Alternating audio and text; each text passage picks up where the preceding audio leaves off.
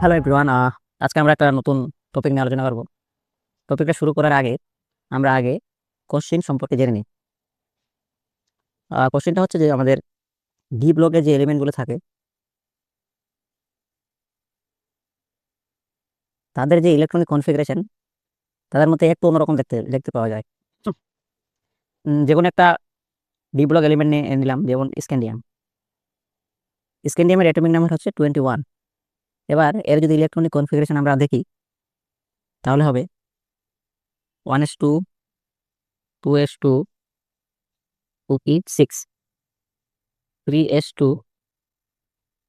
3p6, তারপরে আসছে 3d আর 4s। ঠিক আছে, তাহলে ইলেকট্রনগুলা অ্যাকর্ডিং টু আউবা প্রিন্সিপাল এনার্জি অনুযায়ী যে অরবিটালের এনার্জি যত কম সেটাতে ইলেকট্রন আগে প্রবেশ করছে, তারপর এগুলাতে জেনারেল অনুযায়ী ফিল করছে। তার মানে প্রথমে 1s থেকে 2s, 2s থেকে 2p, 2p থেকে 3s, 3s থেকে 3p। তাহলে এর পরের যে ইলেকট্রন, এখানে আমার টোটাল 18 ইলেকট্রন আছে। ঠিক, তাহলে বাকি থাকলো 3টা ইলেকট্রন। এবার এই ইলেকট্রনটা এখানে যাওয়া উচিত ছিল, তাহলে এখানে চলে আসতো। তাহলে বাকি ইলেকট্রন যেটা লাগতো সেটা হচ্ছে 3টা ইলেকট্রন এখানে ফিল করতে আমরা মানে জেনারেল অনুযায়ী এখানে হওয়া উচিত ছিল, এখানে এন্টার করা উচিত ছিল। কিন্তু এখানে এন্টার না করে 3p থেকে আগে 4s এ যায়, 4s থেকে আগে তারপরে 3d-তে ইলেকট্রন এন্টার করে। তো এটা হচ্ছে আমাদের কোশ্চেন যে এইরকম হয় কেন। ঠিক আছে, তাহলে আমরা আলোচনা করি।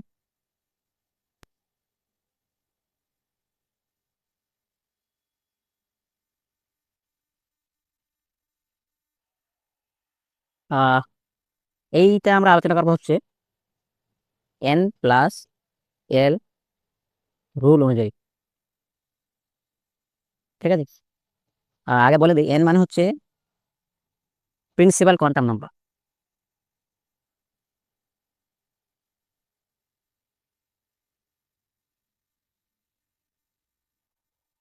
আর l মানে হচ্ছে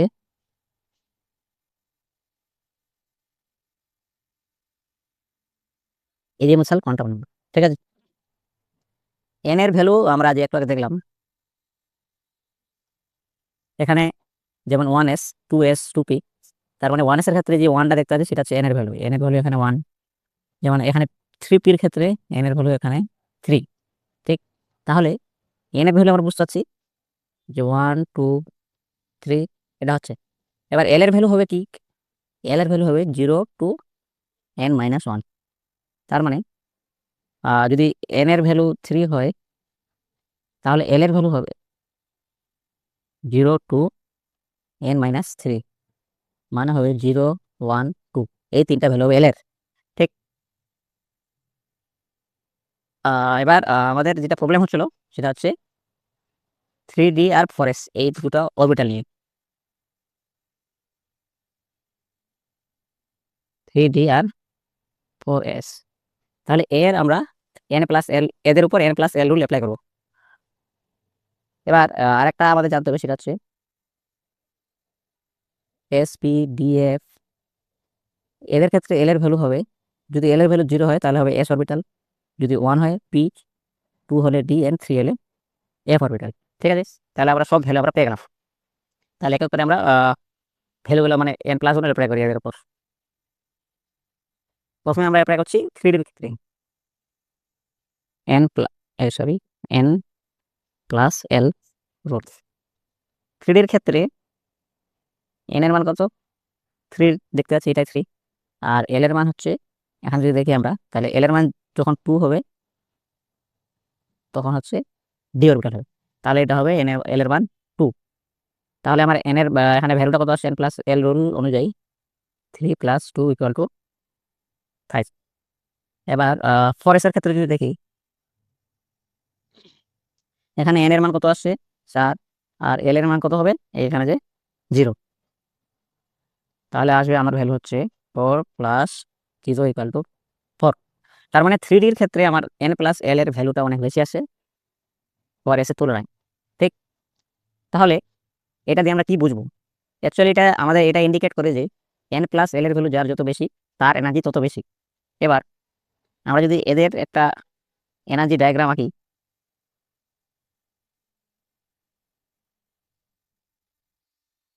এটা ধরে নাও এনার্জি, আর এটা হচ্ছে তোমার অরবিটাল। যেহেতু 3Dর এনার্জি 4s তুলনায় বেশি, তাহলে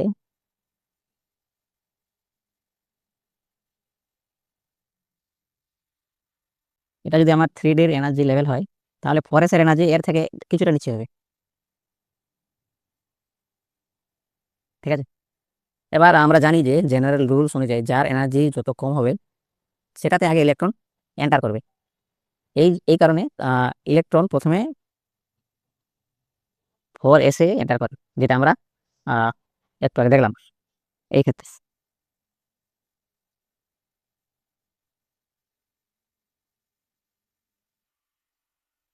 তাহলে এখানে স্ক্যান্ডিয়ামকে যদি আবার আমরা দেখি, স্ক্যান্ডিয়াম এর অ্যাটমিক নাম্বার হচ্ছে 21। ঠিক আছে, এবার 18 যেটা আছে সেটার, এটাকে আমরা এয়ার দিয়ে ডিনোট করতে পারি। তাহলে বাকি থাকলো 3D আর 4s। তার মানে এখানে 18 ইলেকট্রন আছে, বাকি থাকলো 3টা ইলেকট্রন। তাহলে যেহেতু আমরা দেখলাম এনার্জি ডায়াগ্রাম অনুযায়ী 3Dটা এনার্জি 4s তুলনায় একটু বেশি, তাই ইলেকট্রন প্রথমে আগে 2s এ এন্টার, সরি 4s এ এন্টার করবে। তাহলে এখানে আর এস অরবিটাল আমার ম্যাক্সিমাম 2টা ইলেকট্রন নিতে পারে, সেই জন্য এখানে 2টা ইলেকট্রন ফিল হয়ে গেল। এবার বাকি যতটুকু ইলেকট্রন থাকলো সেটা যাবে হচ্ছে 3Dতে। তো এই জন্যই থ্রি তোমার ডি অরবিটাল যেগুলো ইলেকট্রনিক কনভলিউশন আমরা দেখি, সেখানে ইলেকট্রন সবার প্রথমে আগে 4s এ এন্টার করে, তারপর 3Dতে যায়। তাহলে এই পার্টটা আমরা বুঝতে পারলাম যে কেন এরকম হচ্ছে। এবার দ্বিতীয় পার্টে আমরা জানবো হচ্ছে যে আমরা দেখলাম যে ইলেকট্রন সর্বশেষ যেটা ইলেকট্রন আছে সেটা 3Dতে এন্টার করছে। তাহলে যদি কোনো কারণে স্ক্যান্ডিয়াম ইলেকট্রন যদি ছাড়তে চায়, তাহলে কোন অরবিটাল থেকে ইলেকট্রনটা আগে ছাড়া উচিত হবে। মানে যেহেতু লাস্ট ইলেকট্রনটা 3Dতে এন্টার করেছে, তাহলে এই ইলেকট্রনটাকেই ছাড়া উচিত ছিল, মানে জেনারেল যদি আমরা ভাবি। কিন্তু এর ক্ষেত্রে একটা হয় না। যখন ধরে নাও স্ক্যান্ডিয়াম আছে, স্ক্যান্ডিয়াম আমরা এর যদি লিখি ইলেকট্রন কনফিগারেশন 3D1 4s2, এবার এ যদি একটা ইলেকট্রন ছাড়তে চায়, স্ক্যান্ডিয়াম +1 হবে, একটা ইলেকট্রন ছেড়ে দিয়ে, তাহলে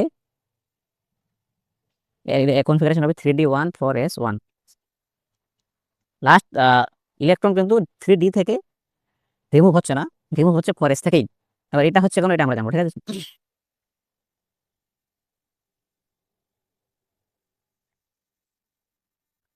3D এর ক্ষেত্রে বিফোর ইলেকট্রন এন্টার, যখন ইলেকট্রন এন্টার করেনি তখন আমরা দেখলাম যে 3Dর এনার্জি 4s থেকে বেশি হচ্ছে। কিন্তু যখন ইলেকট্রন এন্টার করে নিল, এটা নিউক্লিয়াস, এটা ধরে নাও এটা 3D, এটা 4s, 3D 4s। ঠিক আছে, after filling electron, electron D অরবিটালে প্রবেশ করার পর কি হয়, যেহেতু নিউক্লিয়াস থেকে ডি অরবিটাল 4s এর তুলনায় অনেক কাছাকাছি আছে, তার উপর ইলেকট্রন এন্টার করে নিয়েছে, যার ফলে ইফেক্টিভ নিউক্লিয়ার চার্জ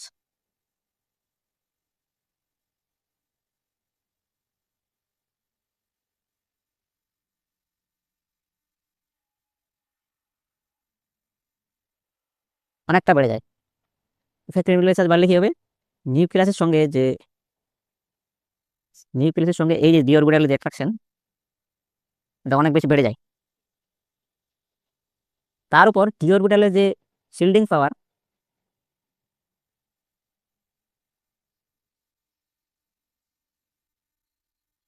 জেনারেলি লো হয়, যার ফলে নিউক্লিয়াস যে একে অ্যাট্রাকশন করছে বা টানছে, বাধা দেওয়ার ক্ষমতা সেরকম নেই। তাহলে ওভারঅল কি হচ্ছে, আফটার ফিলিং ইলেকট্রন নিউক্লিয়াসের সঙ্গে ডি অরবিটালের যে অ্যাট্রাকশনটা অনেক বেশি হাই হয়ে যাচ্ছে। ঠিক, এটা হলে কি হচ্ছে, হাই হওয়ার ফলে ডি অরবিটালের যে energy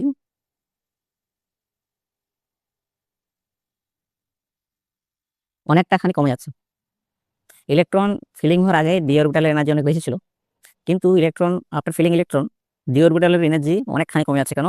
due to effective nuclear charge অনেক বেশি বেড়ে যাচ্ছে, যার ফলে নিউক্লিয়াসের সঙ্গে ডি অরবিটালের যে অ্যাট্রাকশন অনেক বেশি হাই হচ্ছে, যার ফলে ডি অরবিটালের এনার্জি অনেক বেশি কমে যাচ্ছে। ঠিক আছে, এবার যেহেতু এর এনার্জি অনেক বেশি কমে যাচ্ছে, তাহলে আগের তুলনায় একটু বেশি স্টেবল হবে। যার ফলে এ আর ইলেকট্রন ছাড়তে চাইবে না।